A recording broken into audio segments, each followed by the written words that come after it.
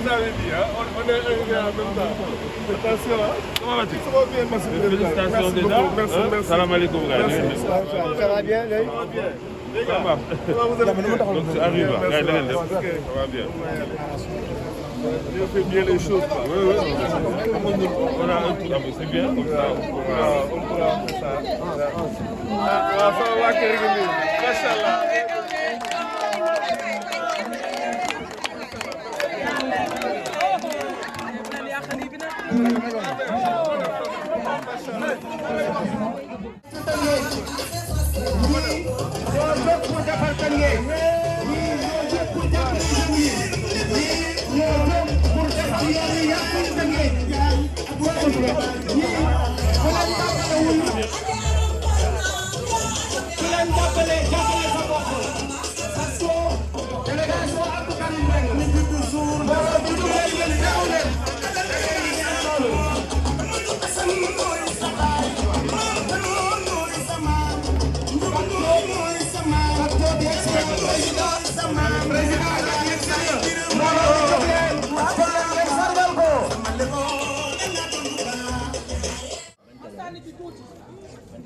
damaa defal lu rëy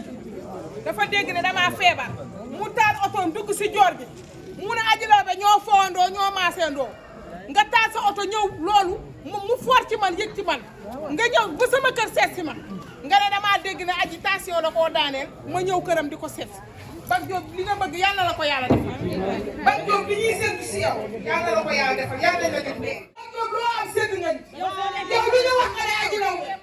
Bak Diop yàlla boo tàggoo sa wërsëg Bak Diop li ñu bëgg si yow yàlla la ko yàlla defal yaa ngi defal lu rëy moo tax bu booyee bu toogee bu ma woppee sax dinaa jóg wax Bak Diop Diop loo am rek dañuy si séntu yàlla la yàlla defal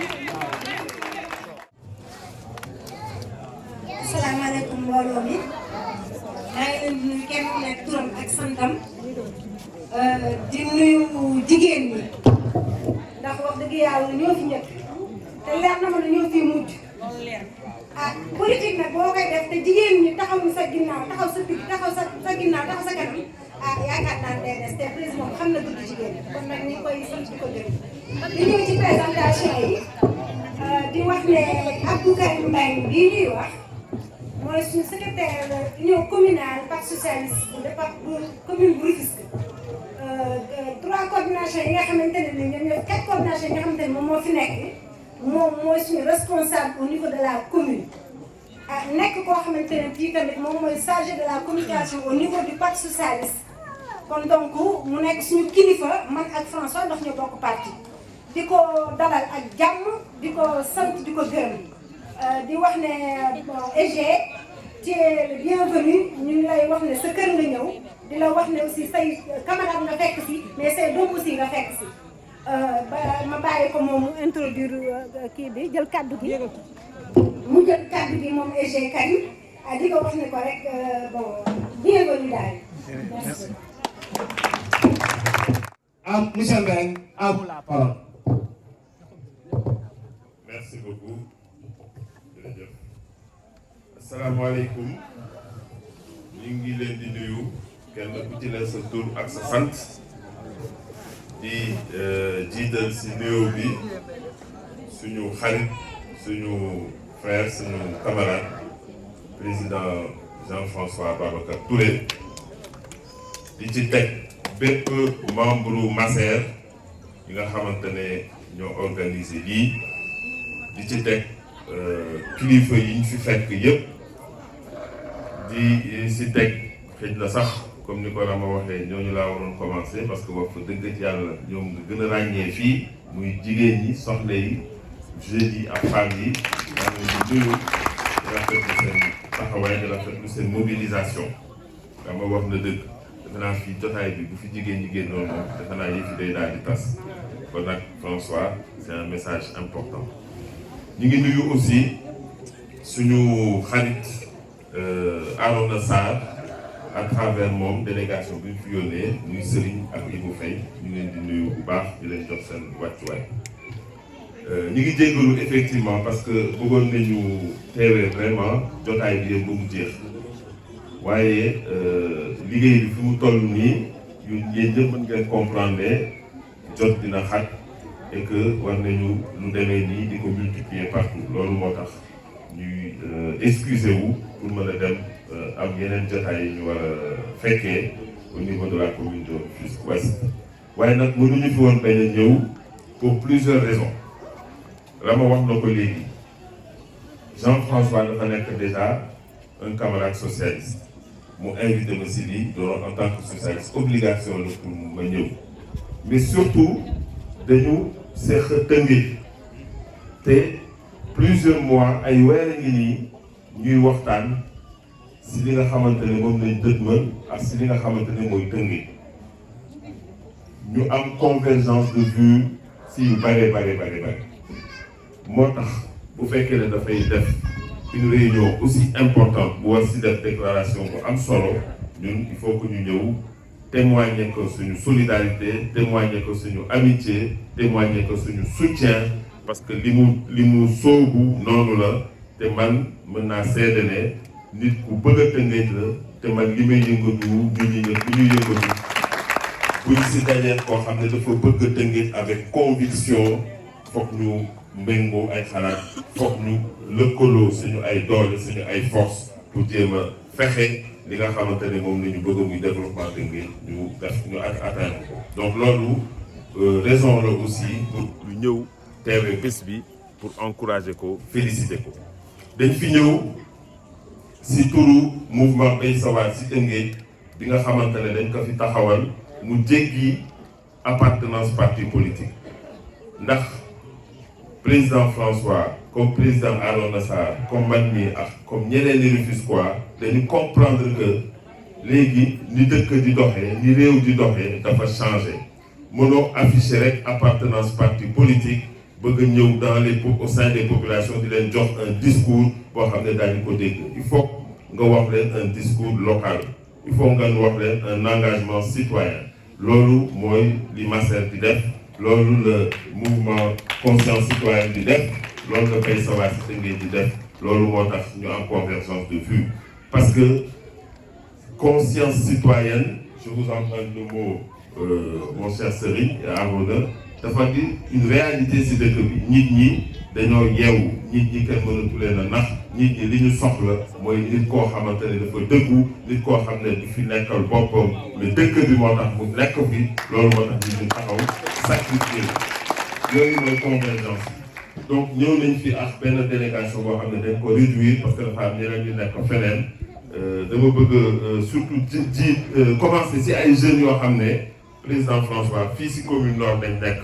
ba bëgg nga ràññee leen fi ñu dëkk ko sorewul y'a notre jeune camarade Daniel Bassel dafa naa mi ngi nële def ko juste fële nekk un de nos jeunes du mouvement Bay Sa War am beaucoup de dynamisme mi ngi nële bëgg naa aussi ñu ràññee ko et que président François ñu mën a liggéey ak yéen keneen ki mooy Alassane Faye aussi beneen jeune mi ngi nële si ginnaaw moom tamit ñu ngi fii dans la commune de Rufisque Nord defe naa ñu ngi dëkk juste Guy Aljana d'ailleurs pas loin y a aussi Omar Faye de Dangu defe naa moom mi ngi si yoon bi moom aussi mooy coordonné Dangu bu ñëwee dinañ ko présenté Omar Faye est là donc Omar Faye dama koy sas mu toog fii bu may libéré wu comme moom waa Nord la ak ñoom Daniel ñoom dinañ toog ba réunion bi jeex ànd nañu aussi ak Souleymane Ndiaye bi yore organisation Bay Sa War ànd aussi ak Mbénick Soumaré ànd ak Mour Ndoye le responsable des jeunes ànd aussi ak Ongué Ndiaye Faye nekk le coordonnateur de l'Est donc ñooñu mooy ñi fi ñëw am nañu bari ñoo xam ne dañu excusé wu parce que dafa am dëj wala dafa am yeneen programme donc wax ji mën nañ ko bañ a guddal fi ñu jëm dañu soxla Tëngéej ñu changer ko Tëngéej nag pour ñu changer ko il faut que ñu changer équipe il faut que wax aussi mu leer boo bëggee lu soppeeku pour defar ko il faut nga changer équipe il faut que mu am changement donc li ñu war a jëkk a jàpp mooy li nga xamante ne man ak François dañ siy waxtaan te ànd nañ si mooy il faut qu'on apporte le changement à Rufisque te changement pour apporter ko à Rufisque il faut nga changer équipe dafa benn équipe bu football boo xam ne dafa dem ngeen baal na jigéen ñi xam naa ne sport ñëpp a koy suivre dafa benn équipe bu football boo xam ne da nga jouer aller ñu dóor la retour ñu dóor la amical ñu dóor la donc équipe boobu foog ñu changé ko donc foog ñu jëlee fi équipe bi fi nekk daal di fa teg équipe bu bees donc loolu mooy la première chose. La deuxième chose mooy si conscience boobu nga xamante ne nit ñi am nañ ko Tëngéej dañu soxla des dirigeants yoo xam ne élection taxul ñuy jug c'est extrêmement important élection taxul ñuy jug ñu ne élection ñeenti weer si des wala juróomi weer rek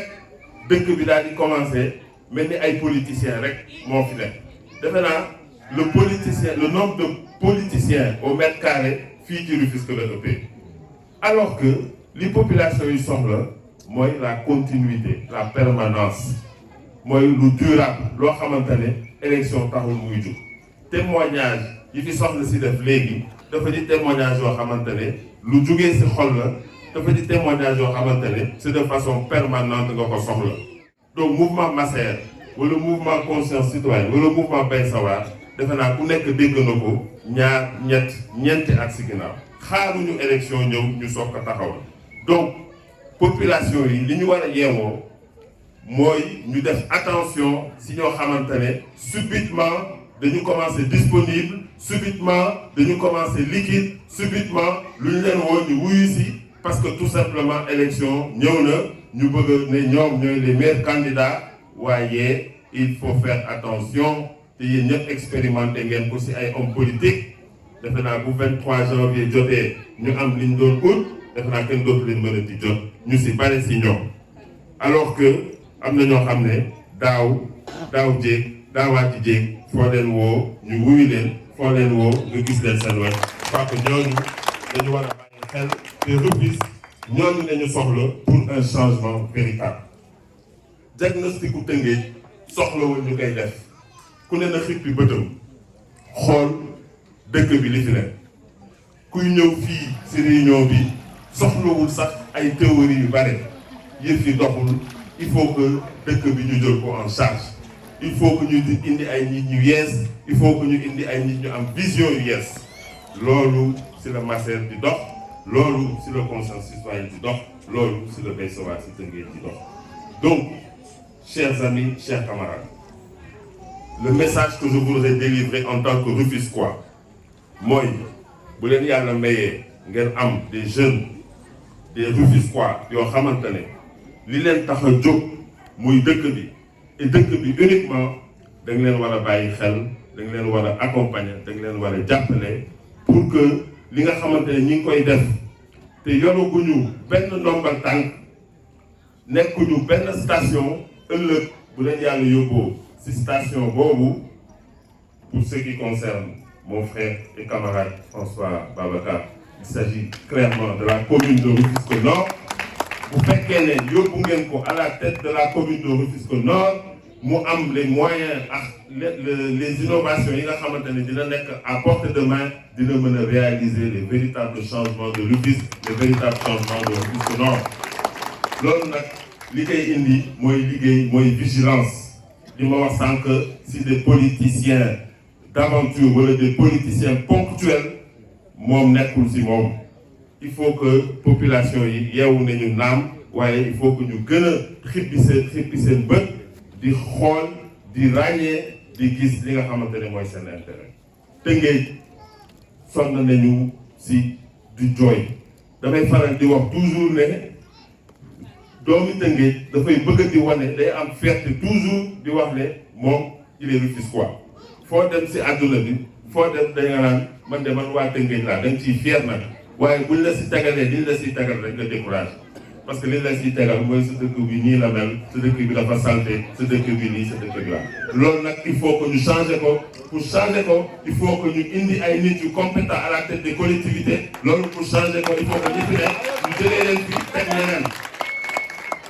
donc loolu dafa di message bu am solo boo xamante ne il faut que ñu garder ko en tête donc ñun en tout cas li ñu commencé waxtaan mooy taxawal équipe dama ci insister parce que ñun loolu mooy suñu vision ku mel ni président Arona Sarr ku mel ni président François am na ñeneen aussi ñoo xam ne mënoon nañ leen citer bu ñuy waxtaan dañuy waxtaan nan la ñuy mettre en place une équipe bu football bu complète boo xamante ne dina am naam capitaine waaye ñasay na ñëpp dañuy indispensable pour faire gagner l'équipe te ñu ngi si am convergence yu baax bu baax a baax ñu ngi togg loo xamante ne incha allah am nañ si yaakaar et que liñ si jublu rek mooy taxawal une équipe de football boo xam ne bu demee si combat dafay gagner pour développer Rufisque te bu gagner du doon victoire François rek wala Arona wala Abdou Karim Mbengue day nekk victoire Rufisque parce que ñun li ñu privilégié mooy l'intérêt général l'intérêt collectif et pas nos propres personnes parce que ku si nekk la ngay am nga ko lu si nekk li la yàlla wërsëgee na la ko waaye nag ni Tëngéej mel moo ñu metti moo tax il faut que ñu xeex il faut qu'on se batte pour soppi dëkk bi pour changer dëkk bi kon nag chers amis chers camarades du Nord je vous encourage à porter notre camarade et frère François Babacar Touré à la tête de la mairie de commune de Rufisque Nord pour un changement véritable à Rufisque. maa ngi leen di gërëm di leen sant. asalaamaaleykum wa rahmatulah. maa ngi nuyu yéen ñëpp waa Tëngéej ñëpp. ñuy beral nuyoo tam suñu président di beral nuyoo tam Arona Sarr mi dem nii léegi kàddoom bi rafet na kàddoom yi muy Karim Mbengue kàddu bi rafet na neex na dégg ndax. am na wax yoo xam ne soo koy wax nit ñi dañuy toog di la déglu moo tax bi muy wax ñëpp dañ ko déglu man nag samay wax dama koy jëmale si jigéen ñi di nuyu jigéen ñëpp nag di leen gëral nuyoo ndax yéen jigéen ñi ñun ñooy fal ñun ñooy tàcc ñun ñooy sol ay voile ñun la ñuy jox ay 2000 bu ñu paree ñun ñooy tourné di jox suñu doom ay ndékki kon ñun liggéeyaluñu suñu doom dama bëgg nag ñun ñoom ñu doon taxawaat te dama ne dafa xam naa ne borom kër bu jóg. sa njaboot a tax ngay liggéey ndax am na yoo xam ne danga koy weesu sax wala nga jomb ko may bëgg nag ñun jigéen ñoom ñu gën a taxawaat jàppale suñu François Babacar Touré nii buñ ko tegee maire Nord teg ko feneen fu gën a kawe loolu la ñuy souhaité si moom dëgg yàlla ndaxte moom doon na nit koo xamante ne kii lu ñu gis si moom doy nañu sëkk ndax kuy raam di la bokk bu amee oto yóbbaale la wax dëgg yàlla jàppale nañu gauche jàppale nañu droite bàyyiwul financement bàyyiwul école bu tijji bàyyiwul école yee xale yi bàyyiwul faj bàyyiwul dara kon kooku ku yomb a jàppale la te Tëngéej li ñu fi wax nii yaakaar naa ku nekk ba ngay jóge sa kër bi ngay ñëw sonn nga xaw nga am tuuti jafe-jafe ndax xuus nga wala nga paccax te wax amuñuy tali amuñu waxuma la nag Tëngéej moom dafa sonn waaw dañu dee nag di dox waaye nag fi mu nekk nii dañu bëgg na ku ni su xali te ñu ngi ko am yaakaar nag si suñu François Babacar Touré di lañu am yaakaar mu fas ñu bëgg nag ñu bëgg nag jàppale ka nag jàppale dama bañ mu yem siy wax rek dama bëgg ñun ñëpp ñu àndandoo jóg ñu jóg bu ñu jógee suñu doom jóg ku jóg sa kër say doom dina jóg jàppale ndax dina xam yow li ngay dox lan la te lii ñuy dox dafa doon fulla nag ak fayda ndax dafa Tëngéej dafa yàgg ak moor dañu ko bëgg nag mu dekki di dekki googu nag ñu yaakaar ko si yéen waa Tëngéej nag ñu bëgg nag ñëpp jàpp nag ba dëgg yàlla moom ma sayeen nag moom ba dëgg yàlla ñu ngi leen di gërëm di leen sant ndax wax dëgg yàlla ñun am nañ taxawaay boo xamante ne bii ni ñu taxawee woon bu ñu ko gënee yokk rek ni ñu gën a yokk ñu gën a yóbbu suñu François Babacar Touré nii yóbbu ko sa mairie ba bu ko defee nag suñuy rangooñ nag mu mën na koo fajal de moom la leen yaakaar ne ku ñu mën a fompal rangooñ ñi nag waaw merci beaucoup nuyu nañ ñëpp de sant ñëpp mbooloo mi ñu ngi teeru délégation Amadou Samba ma jox sama naataango bi Baye Fall mu wax ci délégation bi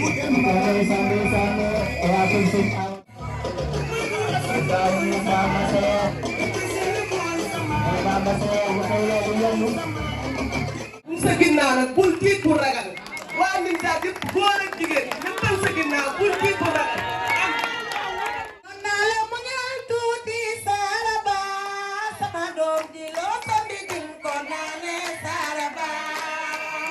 François sunu doom ji tubaab fakkaat la macha allah juddoo Nimzaat gimmee Nimzaat màgg si fii ci Diorga dellusiwaat Nimzaat nag gis sunu coono ak sunu xuus ba ak sunu ban ba ne Nimzaat gi ma juddoo woon dama fee bëgg a ñëw nag dekkalaat ko ñu ñëw fii fekk si ko ba ñibbi te waxuñu la dara bu ñu ñibbee dañuy naan ko seen faat parce que yeneen bi posen la ñuy naan de bañ koo fekkeeti yàlla nanu la fal te mu ànd ak wér la ak fekkeetal bu boobaa di nga xam ne lépp dëgg la dangay baax rek ñoo la gën a baax Siré Sène mu wax ci cadre résolution monsieur Siré Sène.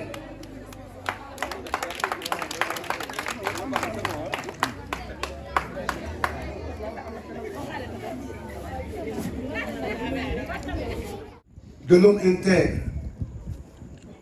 réside dans sa capacité de discerner et d'entreprendre dans la quiétude une politique pure dont la finalité se résume par une vision dans un engagement citoyen. C'est dans ce sens que nous avons choisi d'encadrer et d'accompagner notre leader dans sa volonté de faire de la commune du Nord une cité attrayante et prospère. De ce fait, le Nord devra être la caserne des auxiliaires de notre futur maire, pilotée par les jeunes et les femmes qui ne ménageront aucun effort pour l'installer à la tête de la commune du Nord. Notre leader est le chemin qui mène vers le développement intégral et durable, comme le disait tout à l'heure M. Ben. La culture de l'excellence dans le management doit se démettre de la corruption et de l'obscurantisme militantiste et se focaliser sur les capacités de l'homme de rupture et de vision, avec ses qualités de prospecteur futuriste, visible et consensuel. Ainsi, le mouvement d'action citoyenne, dans sa rupture, c'est une opération. En opérant une rupture profonde sur l'amateurisme politique, avec les méthodes classiques, son lendemain, François a choisi la voie du professionnalisme, un angle d'attaque pertinent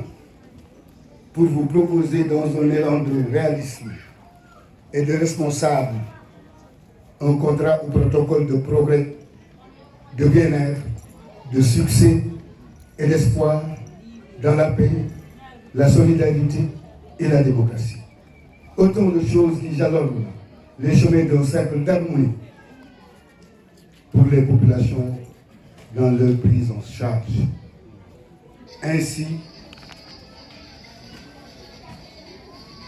le mouvement d'action citoyenne Masser porte son choix et investit M. François Babacar Touré à la commune de Rufisque Nord pour qu'au soir du 23 janvier, Inch'Allah, les urnes parleront de la victoire éclatante de notre illustre leader François Babacar. Je vous remercie de votre écoute. Démb que démb bi ñu waxee ne ville bi dañ koy éliminer, ils étaient d'accord pour que cette ville soit dissoute. Ñu dindi ko te ngeen ko dëkk kenn rek moo jóg taxaw ñu fi am mais am na ñoo xam ne dañu d'accord ma tey ñun tey nag dañu bëgg a ville tënge xanaa dañ ko bëgg a rey ñoom ñoo ko nar a nërme il faut que nit ñi xam ko. yow naa ñëpp dégg nañu ñii taxawoon ne te ngeen dañ ko suul tey ñooy laagaat baatu fii kenn rek muy Seydou Diouf. Voilà un homme intègre, un homme qui aime sa vie. Même bu fekkee tey xëy na wala nangam te mën a faral le président de la République ma ne tënk ci ko gënal il l'a démontré.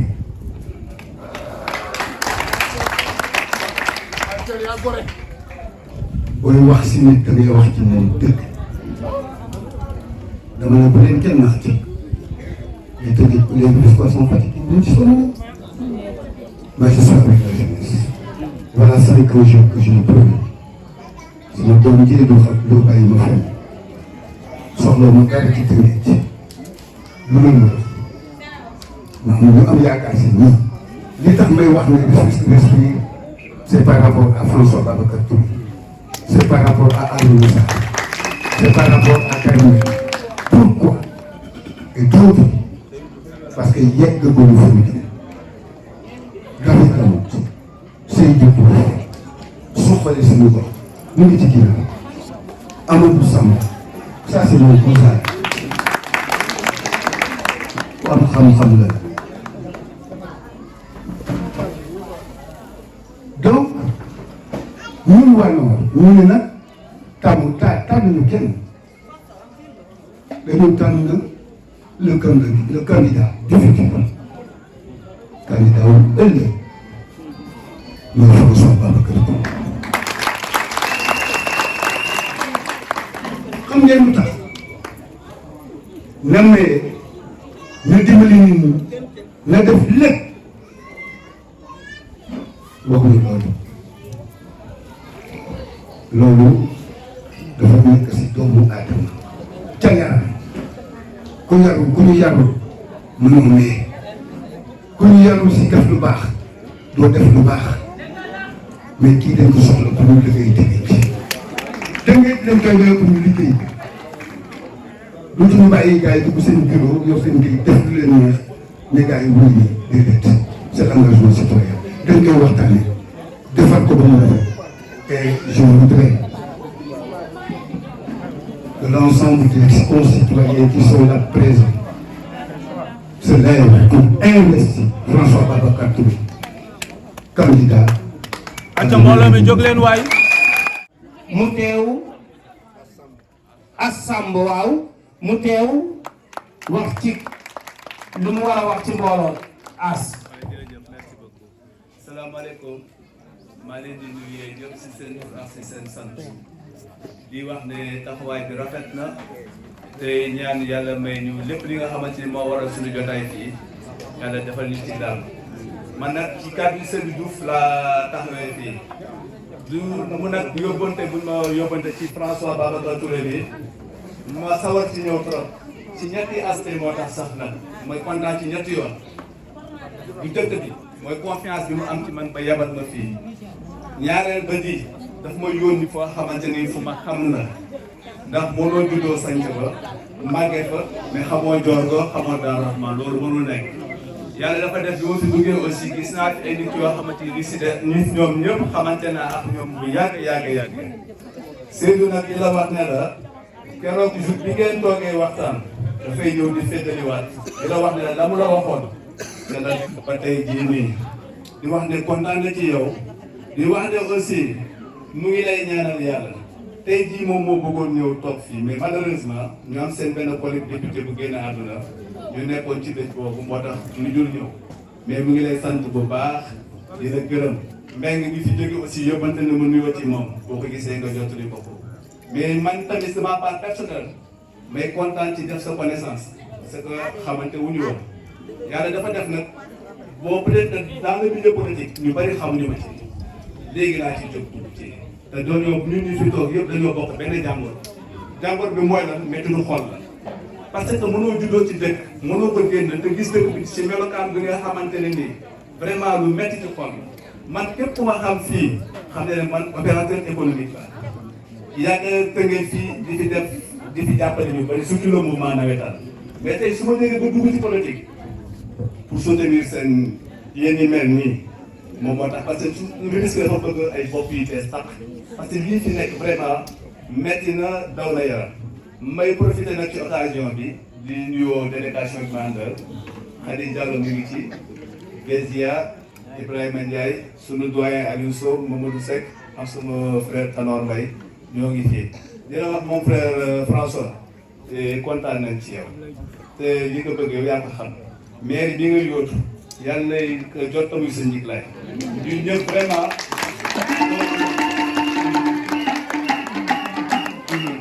yàlla na ko jot muy sa njiglaay man dama sopp ñun ñoo nga xamante dañu am engagement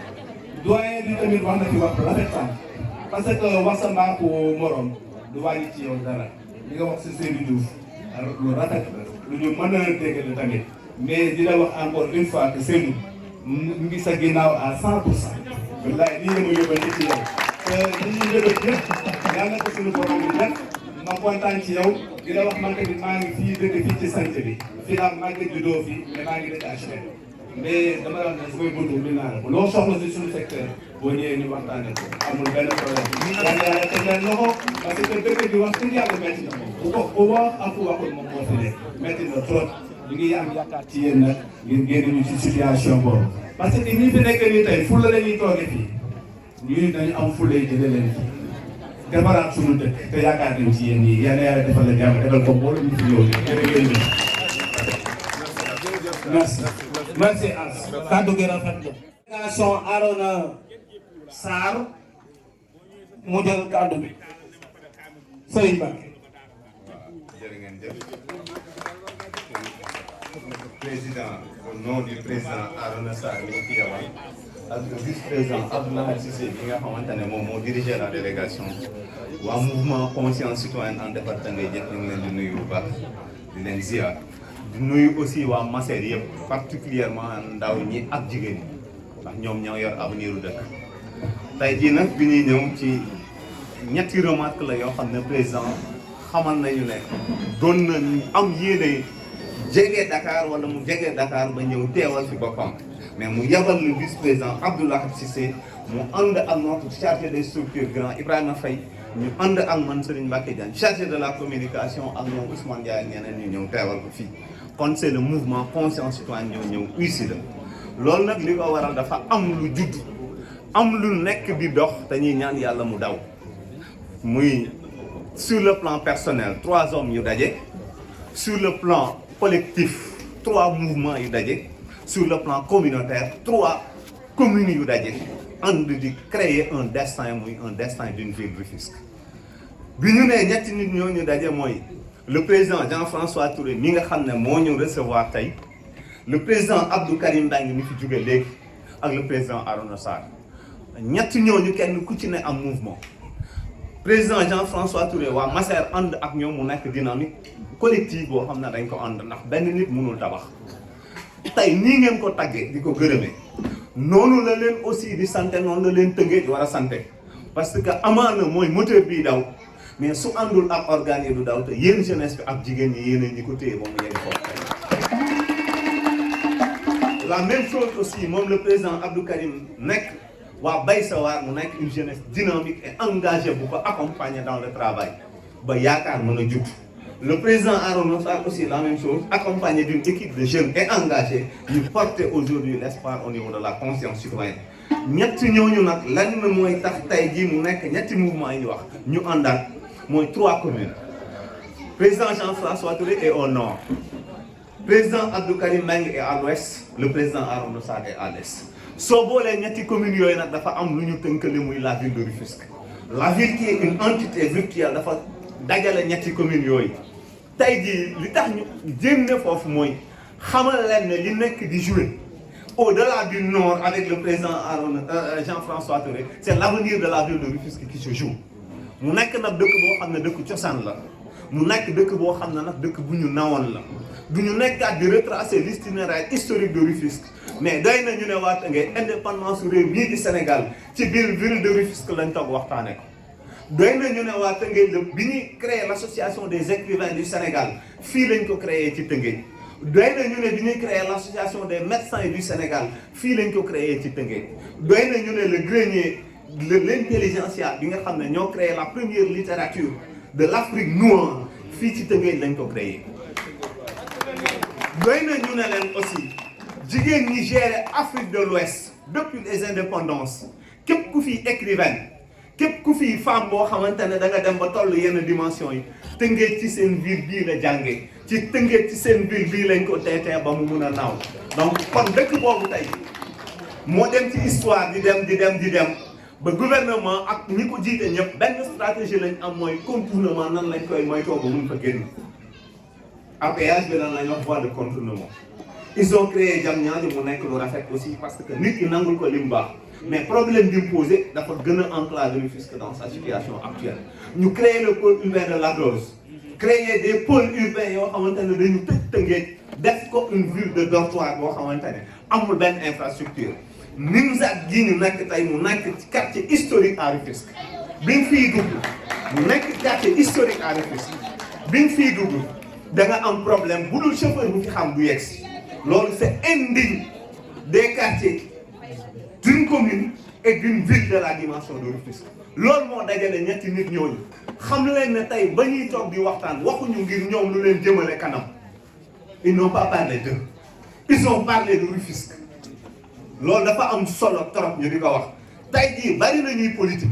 bari na ñoo xam ne ni ko doyen waxee léegi bu élection jotee ils sont hyper solvables mais durant 4 ans yi nga xam te ne mooy doon les phases yi lenn moo leen ité seen ascension politique tey jii président Jean-François Touré su moom ak président Arona Sarr ak président Karim Mbaye su fekkoon ne dañu bëgg ay ascension personnelle xam nañ fi ñuy jaar ils sont suffisamment intelligents pour créer des voies de raccourci def meeting de ralliement dem ànd ci ak ñi fi nekk ñu jox leen ay postes de direction xam nañ yoon wi am nañ diplôme yi mën nañ ko def mais ils ont choisi le chemin le plus difficile mais c'est le seul chemin qui mène au développement mooy choix ban la damay fii bàyyi nguur non pas ak li muy neex pas dama rejeter mais damay dellu ci sama population ma ànd ak sama population ensemble ñu def une ascension vers le développement te c'est le seul voie te defe naa ne bi ñuy théoriser maire c'était pour ñu dem vers le développement participatif dama gëm ne malheureusement maire yi fi ne même bu ñu amoon ay bonnes intentions dañuy échouer parce que nit bu fekkee da nga yëg ba yor instance bi dirigé te yow mu am décrochage ak sa population dafay mel ne locomotive bu train mooy saxaar bii dem wagon yi mu war a àndal yëpp décroché wu dem day daw ba sori yaakaar ne gunge ab dëkkam ànd nañ ci mais su retrouvé woo fañ ne woon jóguñu fa parce que la leen lënkale amatul ñoom ñii tey jii il faut aussi population bi ñu di leen wax réellement li nekk en jeu bu dee xaalis di ngeen gis ñu leen ëpp xaalis dàq leen ko sotti ci jamonoy élection yii ñu nekk mais nag 5 ans yii ci ginnaaw ñooñu gisoo leen woon su fekkente ne aussi tey jii taxaw di régler ay problème di ngeen gis ñoo xam ne ils portent le navétane ils portent lépp lu fi nekk taxaw ne ñun ñoo ko téye comme les champions du développement mais fan lañ nekkoon bi tëggee di sombrer dans cette situation avec seeni responsabilités ak seen li ñuy wax ne ay kilifa lañ ci dëkk bi ak li ñuy wax ne ci ay ndomba tànk la pourtant bu tëngee jooyoon du ñooñu lay dem xooli c'était Jean-François Touré c'était Abdou Karim Mbaye c'était Arona Sarr ak ñi mel ni ñoom yamuñu ay ndomba tànk autorité mais seen alal ji nga xam ne mënoon nañ ko denc pour leur héritage familial moom la ñuy jël di ko bokk ak askan wi pendant des années gis nga loolu nag dafa mënul wéy nit ki c'est vrai que am nañ détermination ak volonté bi mais dafa am en un moment dëkk benn borom xam-xam bu mag bu ñuy wax Albert Camus daf ne révolte la révolte n'est le spectacle de la déraison face à une conduite injuste et incompréhensible mais mu ne aussi l'homme révolté est un homme qui dit non mais s'il dit non c'est pour dire oui maanaam ma tekki mooy daf ne li tax nit di fipp dafay jàkkaarloo ak lu yanuwul maanaam lu kenn mënul comprendre te loolu kenn mënul comprendre ci Tëngéej mooy lan maire boo wax mu ne la aw ma ay moyens ñoom ñëpp di ko jooy et pourtant c'est pas vrai la ville de Rufisque waxuma ci prévision mais dépassé na 5 milliards de budget réel et tey jii dafa am beneen problème bu am mënul talit mais ndax na amul moyen d'accord mais mën na jël 800 millions di ko def diggante carburant presque boo ko décortiqué ñun dañ travailler sur les comptes administratifs de cette ville le secrétaire municipal kese boo ko jëlee waxuma cabinet du maire à 30 millions de carburant par an soo jëlee le cabinet du maire il a presque 200 millions de carburant bokkul ak transport nga jël 200 millions yoo xam ne presque ay frais de voyage ce qui veut dire que sur des dépenses de prestige la ville de Rufisque dina ci dépenser presque 2 milliards 500 1 milliard par an pendant 5 ans ça fait 5 milliards soo ko investir même bu nit ñi gisul lu extraordinaire mais dinañ xam ne lii yow yaa ko fi def c'est valable aussi pour les communes c'est valable pour cette commune du nord c'est valable pour cette commune de l'est où nous habitons aussi góorgóorlu wuñ même buñ amul yi moyen jéemuñu aussi te loolu mënatul wëy Tëngéej dafa am fu mu toll dootul justifier lamentaire en une époque bi Tëngéej di nekk ci gloire ak yeneen dëkk yi dañ nekk allez-y à Sangalkam on peut crier l'homme ànduma ak moom mais tey jii par exemple les quartiers sont pavés cela veut dire que kooku am na fu lay defar dëkkam su fekkee nag da nga fekk kuy defar dëkkam yow nga ne basaliser yu ci moom te yow defuloo tous su problème amee yow la ñuy indexé tey jii donc en résumé pour bañ a guddal ñu xam ne c'est le destin de Rufisque moo taxaw ñett ñii dañu taxaw ngir porter un projet de ville pas seulement pour commune mais projet de ville boo xam ne tey jii dañ naan kat diggante Nimzaat ba champ de course gën a dëkk lii moo fi war a am ci tey diggante Nimzaat ba boo demee tey jii HLM lii moo fi war a am ci électrification la planification cohérente de l'éducation lii lañ ci xalaat ñi nga xam ne amaguñu maire yoraguñu ndomba tànk mais bu école du tijji dañ koy jël sacerdoce di soutenir di dégager ay budget de leur poche propre ñooñu xam nañ la dimension extrême de l'éducation souvent dama ne man personnellement en tant que jeune leader boo xam ne ñetti nit gisuma ko ci yow engagement du ma la jàppale un engagement inconditionnel envers l'éducation un engagement sacerdotal envers la santé et aussi yërmande boo xam ne da nga koy am envers la population pour 3 raisons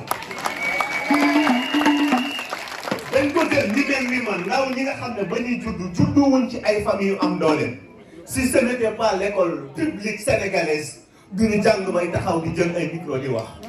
ce qui assure leur implication dans le processus de développement c'est une éducation sûre boo xamante ne l'école publique moo leen ko jox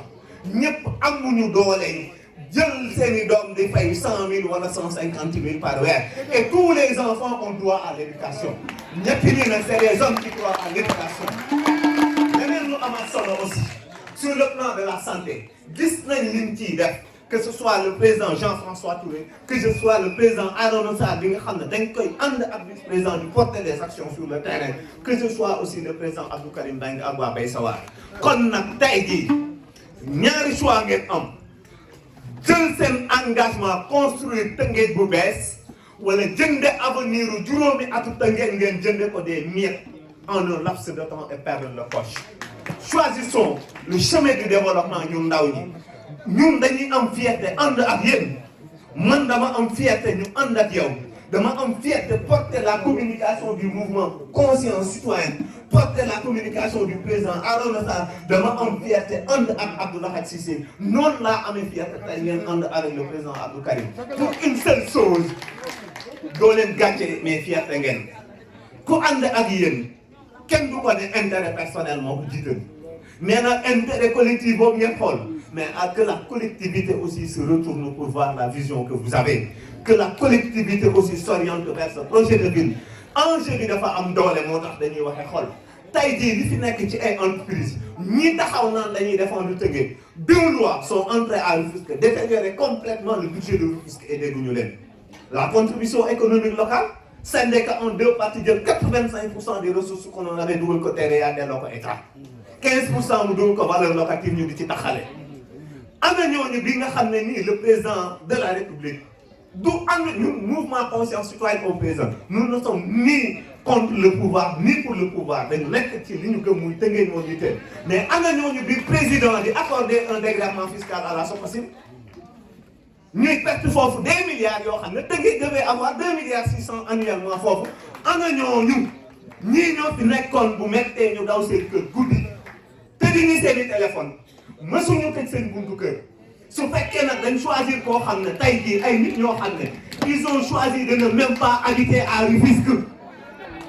dañu tànn ne dëkkuñu sax Tëngéej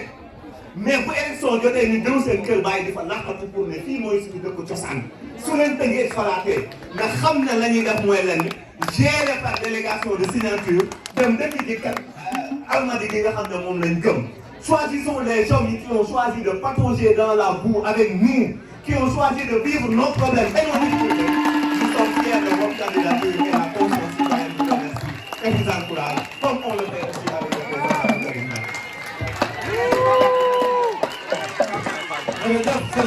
Merci. Merci Serigne Mbacké.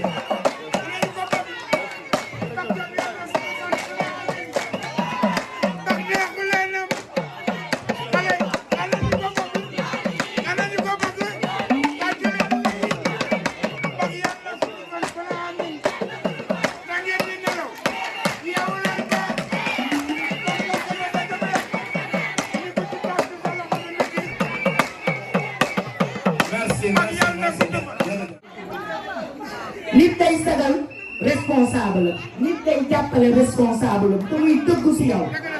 man saw muy xadi saw mii aw mu tiitu ko ku ma ne yow la su ma la bañoon tey wala ànd ma yow tey doo ko fi daal ne lu sama doom ànd ak yow barke Rasulullah. déglu leen Cheikh Tidiane déglu leen Cheikh Tidiane. man la Cheikh Tidiane Faye nekk membre ci alliance nationale pour un développement durable et responsable ñu ñëw fii nag ànd fi ak benn délégation ci turu monsieur le maire El Hadji Amadou Samba di xaritu François Babacar Touré di wëlëreem di doomu ndeyam waroon fi teew tey nag en tant que frère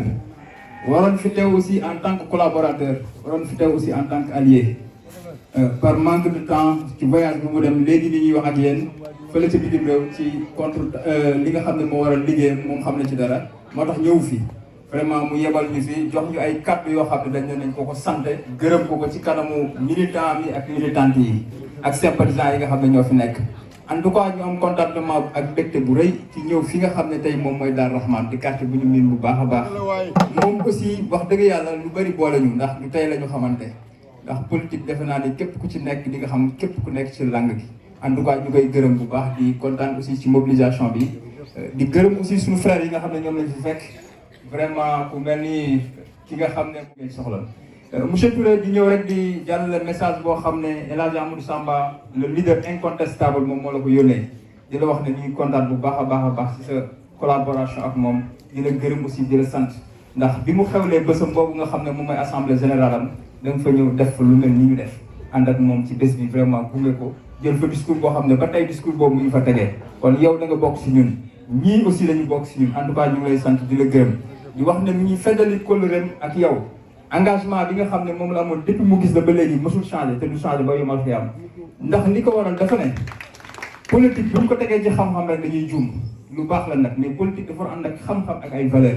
ndax nit bari na lu muy xam mais lu mu jëfandikoo yàq ko mais nit bu amee xam-xam ak ay valeur mooy tax lu muy defar ñoŋol ko kon politique boobu la ñuy woote muy politique gu développement durable mais responsable comme ni ñu ko xamee. El Hadji Amadou Samba comme ni ko suma jigéen waxee léegi mënoon naa sax bañ a jël kàddu ndax defe naa ni wax na ni ëpp ci parcours am jeune la il a 47 ans am ambition boo xam ne wax dëgg yàlla ay ndaw ñoo ko sas muy dem mairie ville de la Rufisque mairie ville bu Tëngéej nekk maire de la ville de Rufisque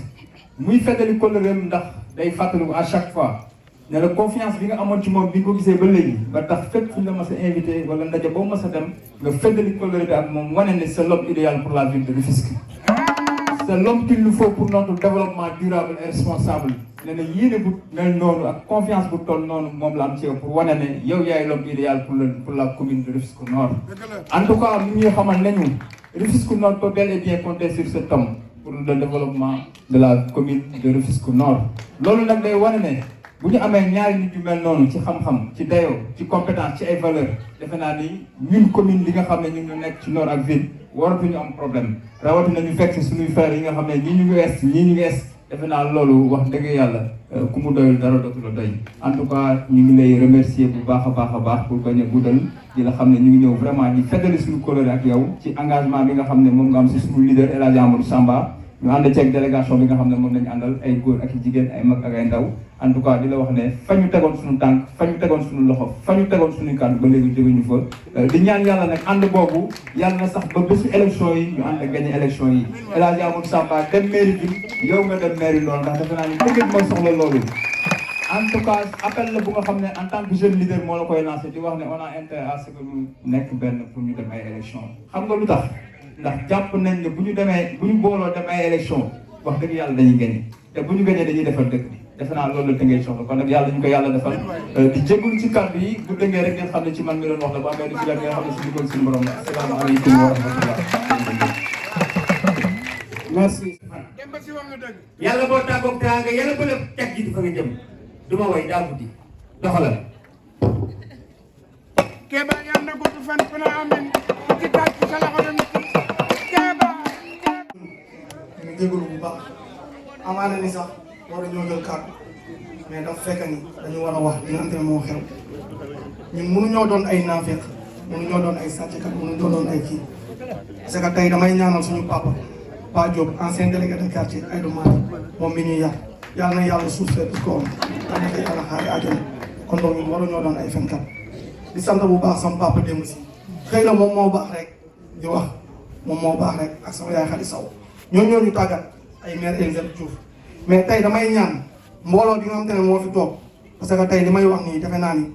dama naan li may wax Rufisque moo ko soxla damay ñaan ñi nga xamante ne tey ñoo àndal mooy ñi nga xamante ne kenn mosu leen xam si njuuñ njaaj kenn mosu leen xam si fen ñu dugg nit yi tàccu leen ma doog a wax sama raison.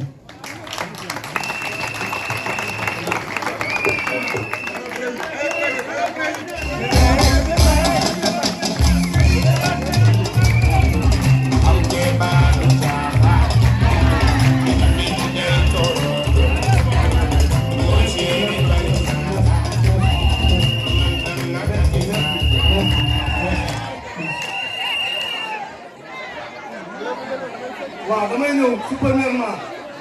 dama naan kan mooy Jean-François Babacar Touré tey man mi fekkee dinaa ko wax muy nit ku baax nit ku am yërmande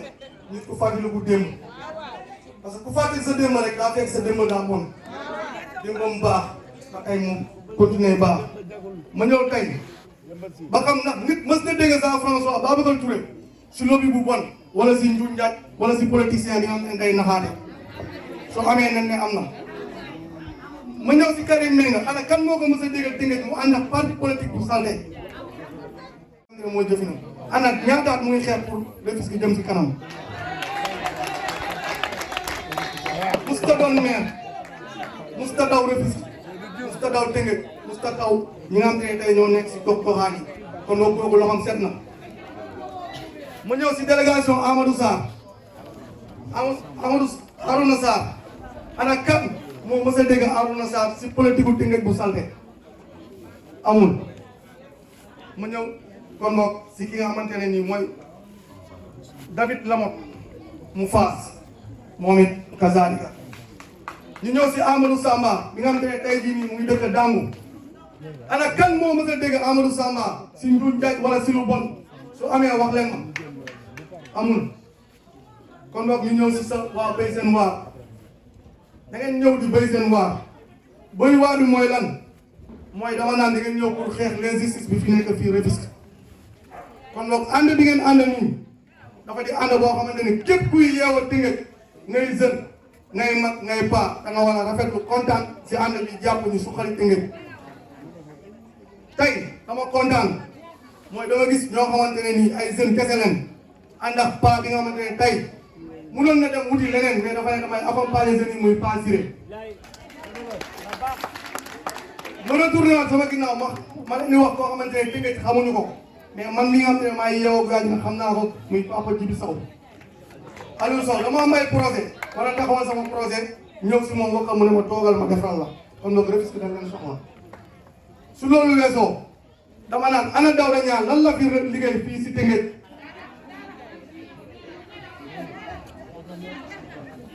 damay laaj ana Souleymane Ndoye mi ngi nekk conseil départemental ana lan la fi liggéey mais ak suñu soi-disant maire Omar Mané man li may wax à haute voix laa koy waxee du mën na ko ndax mu ma lu bëri tey ñu tourné ñoom si seen complot ñu àndaat man ba ma demee gis Souleymane Ndoye gis mu àndaat ay Korea mooy wax à haute voix ay Korea ànd ak ñi nga xam ne ñooy ay Paane Ndiaye ana lan la ñuy def Tëngéej comme donc ñoom dañoo ñëwaat pour lor ñu ma naan suma yaay yi ku si nekk soo demee toogal ak sa doom nga xamal kenn soit baa ngi nii mooy coalition bii nii suñu bëggee Tëngéej bu bees ak kanamu bu bees may ñaan yàlla tamit waa niroo waala yi sama yaay yi nga xam ne ñu ngi leen di jënd su ma nee sama yaay yi nga xam ne dañuy jënd mooy dañu toll si période mercato laa ko tuddee mooy dañuy yor seen mënatu xaalis jënd ñu juróomi at ñu torturé ñu kon donc ñun waratuñu nangu ku ñuy noot kon donc may lancé benn appel di wax jeune Rufisque yëpp képp ki nga xam ne yaa ngi yeewoo Tëngéej ak fépp foo mën di nekk si gox goxaan yi il est grand temps ñu jël flambeau bi jox ko jeunesse bii nii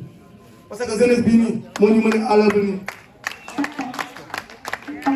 beneen bi mooy bu ñu fokk yóbbaale dama naan bés ni ki tey du ñuy ñëw war a génn ñun ñi nga xam te ne ñooy militants yi ñun ñi nga xam te ne ñooy sonn ñun ñi nga xam te ne ñooy jéggi xeer yi ñun ñi nga xam te ne ñooy pajax am ñoo war a génn sensibiliser képp ku dëkk Tëngéej waratuñu xaar man li des suma àdduna doomu aadama du ma jënd Rufisque moo ma ñor moo tax ma ne Kéba l'international l'homme le plus populaire l'ambassadeur de la jeunesse kon wax maa ngi leen di ñaanal ànd bii nii yàlla doon ànd bi nga xamante ne tey bii nii dañuy dem ba ne Tëngéej am ngeen candidat pour présidentiel yi di ñëw jërëjëf. Merci beaucoup Kéba, merci. Ce samedi 3 octobre 2021 s'est réuni à Gouliadjana chez notre maire Khady Sow dans le but de faire la déclaration de candidature de Monsieur François Babacar Touré. Les responsables du mouvement, à travers les différentes entités des quartiers, se sont réunis et ont donné leur voix au coordonnateur départemental, Monsieur Pape Demba Sène, qui a parlé tout à l'heure, a lu le discours de déclaration de candidature et que je voudrais témoigner à l'encontre de l'opinion publique nationale, de l'opinion publique internationale, que j'accepte cette candidature à la commune de Rufisque-Nord. En cela, j'inscris cette candidature et cette future mandature dans le social, dans l'accès à l'éducation pour les plus démunis, à l'environnement, à l'assainissement, à l'appui aux jeunes, l'appui aussi aux femmes. Des programmes seront proposés de concert avec les autres partenaires des autres communes ainsi que de la ville. Et en ce sens, une initiative est en train de voir le jour qui est composée aujourd'hui de M. Karim Meng, directeur de la communication institutionnelle de la Sonatel, candidat pour la commune de Rufisque-Ouest, de M. Arona Sarr, secrétaire général de la commune de Kolda, expert en décentralisation, candidat à la commune de Rufisque-Est. Nous sommes aujourd'hui aussi entourés des candidats Amadou Samba et de leur délégation, du président Seydou Diouf, qui est député à l'Assemblée nationale et président de la commission des finances. Ensemble, avec les militants et militantes du mouvement Masser, l'ensemble des sympathisants, nous allons relever le défi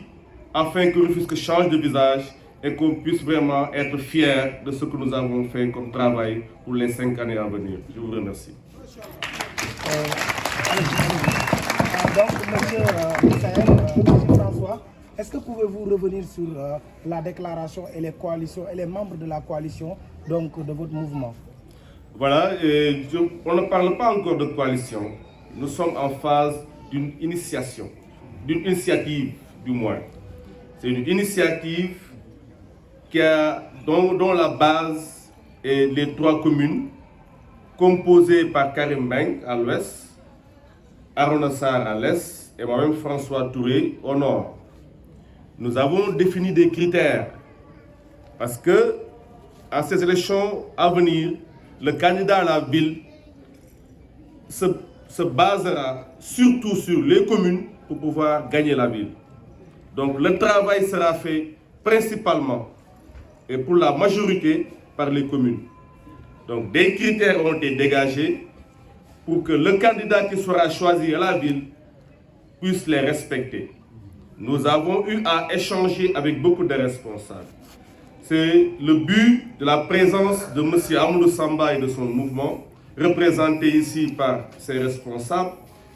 de M. Seydou Diouf, qui est aussi candidat à la ville, qui est représenté par M. Issa Sam, qui est là présent. Et donc, ces critères respectés, déjà assurés de la représentativité dans les 3 communes, et être aussi